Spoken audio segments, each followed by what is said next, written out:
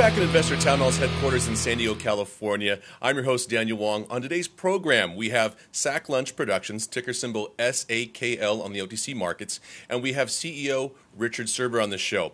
But before we do that, they are the creators of these very cool experiential events here, and one of them is actually the Lantern Fest.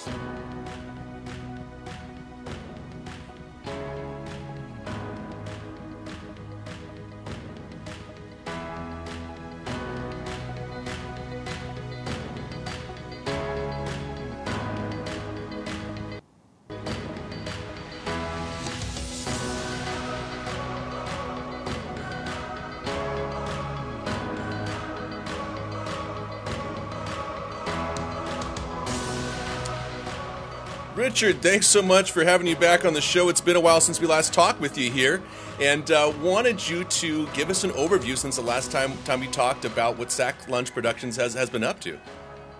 Hey, thanks for having me back, Daniel. Well, we closed out 2016 with nearly $15 million in gross revenues, which is almost a 50% jump over the prior year.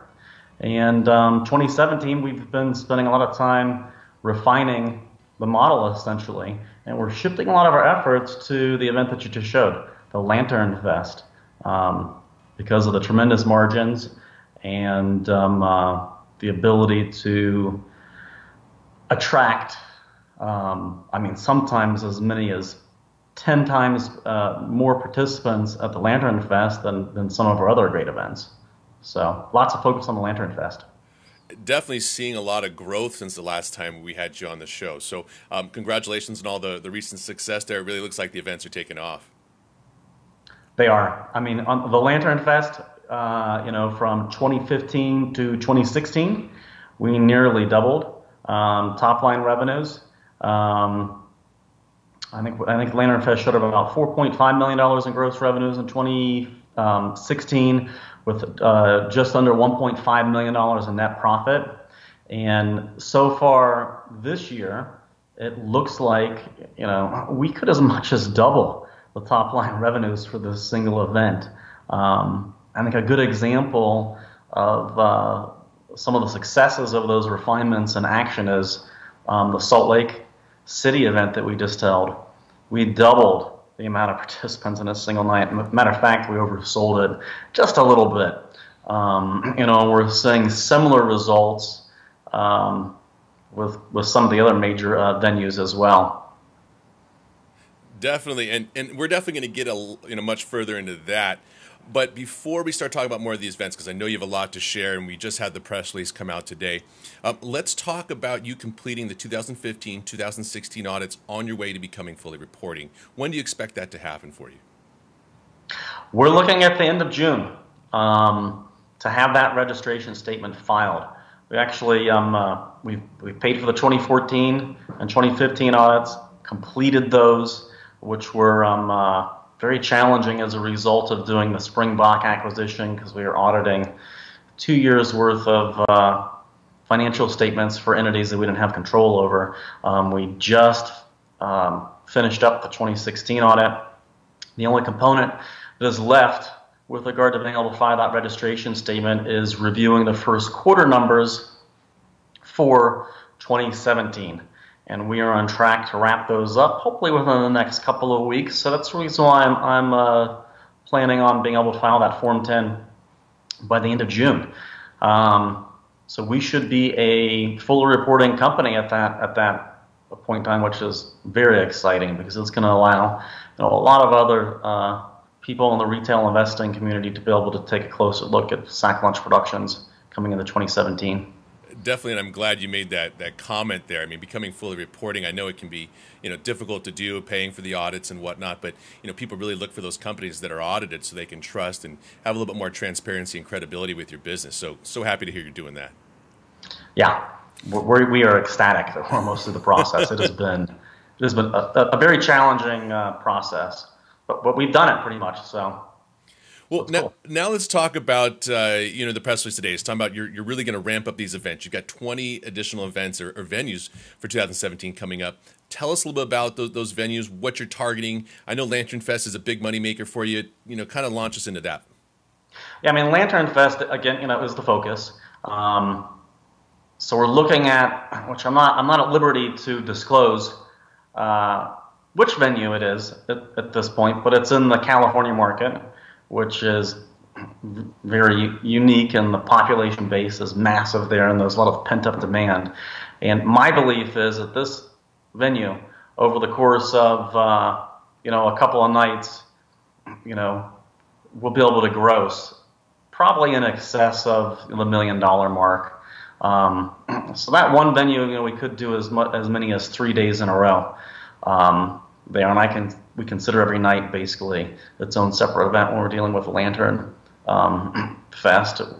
Hopefully looking into some Canadian markets with regard to Lantern Fest as well. We're looking at I think we have hopefully another 2 or 3 markets in Texas that we're looking at. So I think maybe up to 7 Lantern Fest events alone, and then we're looking at new markets pretty late in the season for Me Rad, a couple additional ones for Dirty Dash as well, and there's a number of different sponsored Slide the City venues that should open up, which aren't even listed on our website at this point. So I'm hoping to add an additional 20 events system-wide under SAKL Launch Productions coming into the latter part of 2017.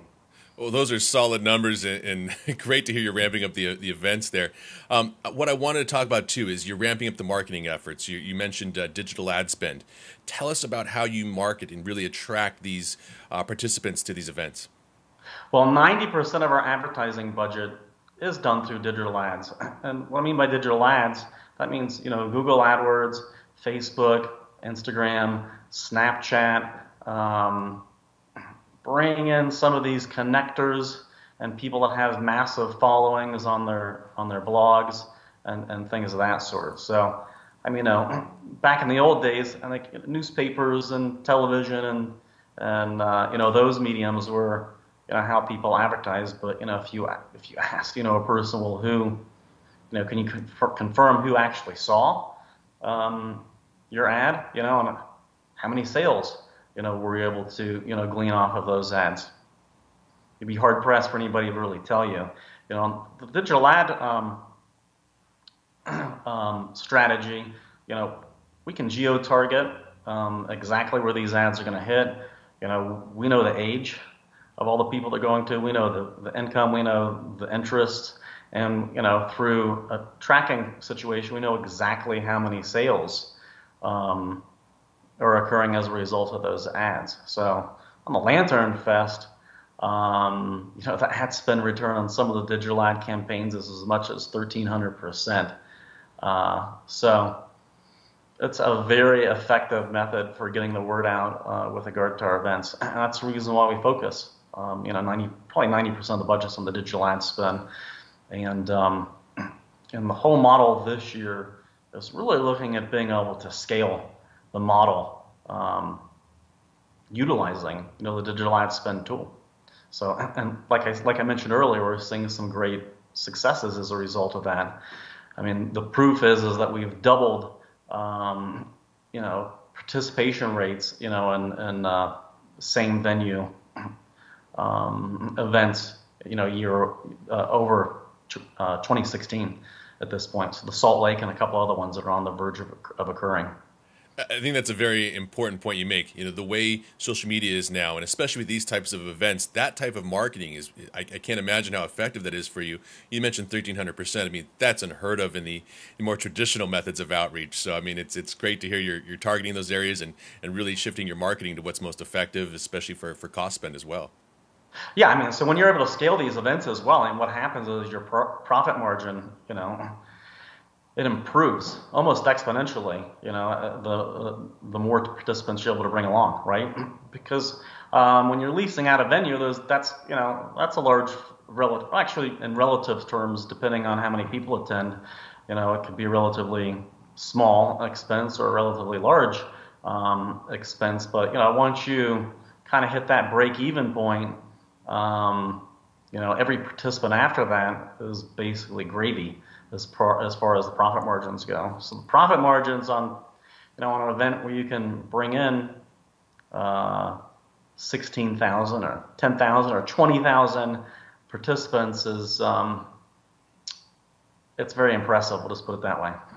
Definitely. So, in the press release, you talk about Slide the City, Dirty Dash, and Me Rad, and you're shifting your strategies there and always evolving that.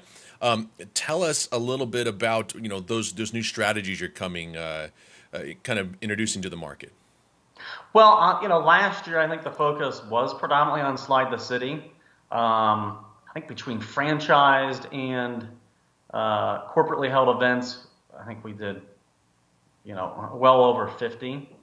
So this year, if investors or participants look at our websites, you're going to see that we're doing less Slide the City and a few more Lantern Fest.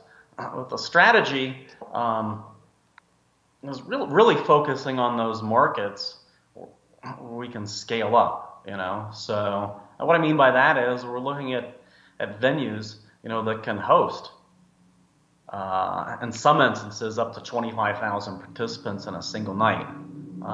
Just by way of an example, the current structure of, let's say, Slide the City, during the course of a day event, as a result of, being able to get a limited number of people down the slide, the maximum amount of participants we could host in the Slide the City would be 3,500. Right, so if we do a sellout Lantern Fest or 25,000 participants, I think investors, can see that the margins and the costs, as a result of, only going to one venue versus having to set up 5 venues or 8 venues in order to get the equivalent number of participants,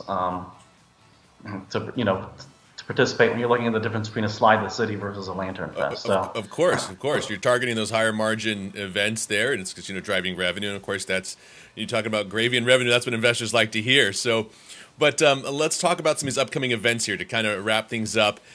You've sold out some of these events. We're on the road to selling these events out, and these are just coming up this weekend. Give us some brief updates there. Well, we opened up Saturday night in Philadelphia, sold it out. So then, we approached the venue to open up Sunday night, and we're on the verge of selling that out. So, 2-day event there. The Dirty Dash we have in Salt Lake City, a long-standing event up in Soldiers Hollow. I think we are on the verge of selling that one out as well. So, I think we're almost, with Philadelphia with the 2-day event versus last year, it's probably a 250% increase in participants over the prior year. And Dirty Dash has always been strong in Salt Lake City, but I think we're looking at close to a 60 or 75% increase with regard to participation there as well. And I'm attributing it primarily to the change and the digital ad strategy that we've implemented in 2017. Well, Richard, it looks like we're about out of time for today, but I wanted to thank you so much for coming on and sharing with us. Obviously, a lot of updates, a lot of things happening, and a lot more things to look forward to. We're definitely going to have you back on next time. Thank you so much. All right, looking forward to it. Thank you, Daniel. All right, so that was Richard Surber, CEO of SAKL Lunch Productions, ticker symbol SAKL on the OTC markets. We're going to have Richard back on again soon sometime, of course, to give us some more updates on the events. But go to our channel, subscribe, and tune in next time. Thanks so much. Stay tuned for the next interviews here on InvestorTownHall.com. Also, make sure to join a stock board to start the discussion and get your voice heard.